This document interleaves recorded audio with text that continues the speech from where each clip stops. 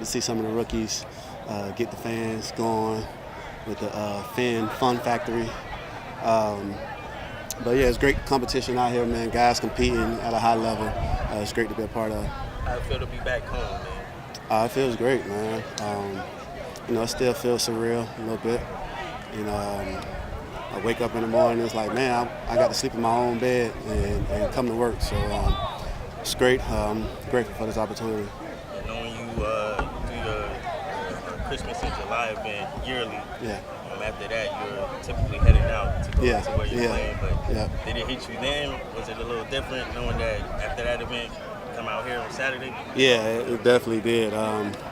Like you said, usually when I do Christmas in July, it's like the next day, got to get on the plane, travel to whatever city. But knowing that I just get to drive right down the street, come to work, it just feels surreal. Teddy, I'm sorry for being asked this before, but the post you made on Instagram a few days ago caught a lot of attention. Even LeBron retweeted it out. I was curious what was your thinking going into making that post? Like, what inspired that?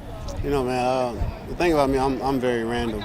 So I was really just sitting at home in my driveway, and I just started typing. I always post it on Facebook. I'm on Facebook because that's what my family and friends are more active on there. And I just posted it because a lot of the kids who we come across on my Facebook, they're in the inner city. They're playing football, playing sports. Even if they're not active in sports, they're looking up to different people.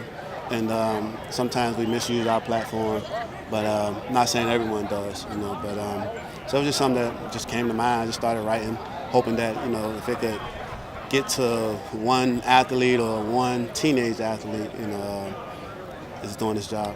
I feel like what, if anything, surprised you about the reaction to what you said? I really didn't realize that it went viral until like the next day or something like that. I was working out, and my QB coach, OB, he was like, man, that post you put out, it went viral, and everybody talking about it. I'm like, for real? When I post on Instagram, I post and get off. I'm not really an Instagram guy, so yeah. What are some of those experiences that you've had growing up in South Florida? I'm a high school sports reporter for Palm Beach County. Okay. So how have you kind of seen the kids from South Florida potentially fall through the cracks because they didn't choose their path? Yeah, man. It's so easy to be influenced, nowadays, especially with what you're seeing on social media, what you're seeing on the television. It's so easy for the kids to be influenced by the wrong things, but it's also so easy for them to be influenced by the right thing. So just growing up down here, I've seen the good, the bad, the ugly, the pretty. I'm happy that I'm in the position that I'm in. I'm happy that I'm able to, drive through the communities, drive through the neighborhoods, and, give my story and remind them that I walk those same sidewalks, attended some of those same schools, lived on some of those same streets that they live on, and just give them hope. You were at Tutu Atwell's event a few weeks ago. A couple of your teammates came out. How was that experience like being at Hadley Park? It was great, and I'm proud of Tutu for putting together such a great event, bringing all the schools, or most of the schools from the inner city together at such a young age and so early in his career.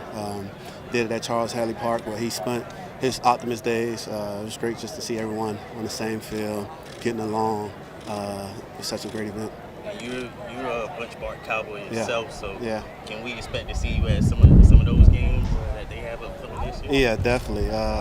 I'm very active at Bunch Park. I was out there last night at the practice, so you could definitely look for me, Friday nights at Northwestern games, Saturdays at Bunch Park. And a big conversation that's been going around recently is how black quarterbacks are talked about and perceived in the media. Do you have any thoughts on that? I can't really speak on it because I don't know what's being said. I can't speak on something that I don't know what's being said. But, I can say as a black quarterback that, it's a unique opportunity. And I'm grateful that I've been given this opportunity, because there might be another Teddy Bridgewater playing down the street at Bunch Park, Gwen Cherry, somewhere. So I'm happy that I got this opportunity to just pave the way. The social media comments that you had I don't know if you were asked about this before, I'm sorry if I'm repeating the question. Were you surprised by how big it got? I mean, it was a national conversation. Yeah, it surprised me a little bit, but like I said, I didn't know what was going on until like the next day or something like that. Just because once I posted it, I just got off social media. So. Why was it important for you to post that? Like I said before, there's so many teenagers who are easily influenced by what they see on social media, what they're seeing on television. So just to give them reassurance that it's okay, to do the right thing. Yeah, it's looked down upon, things like that, but like I grew up with a group of guys who went left, and they made sure I didn't go left with them. So it's like, yeah, I was around them, but at the same time, hey, I tell you can't be around us. Go to football practice, that type of stuff. So, I'm just basically trying to remind them that it's okay to, do the right thing. All right, sir. Thank you.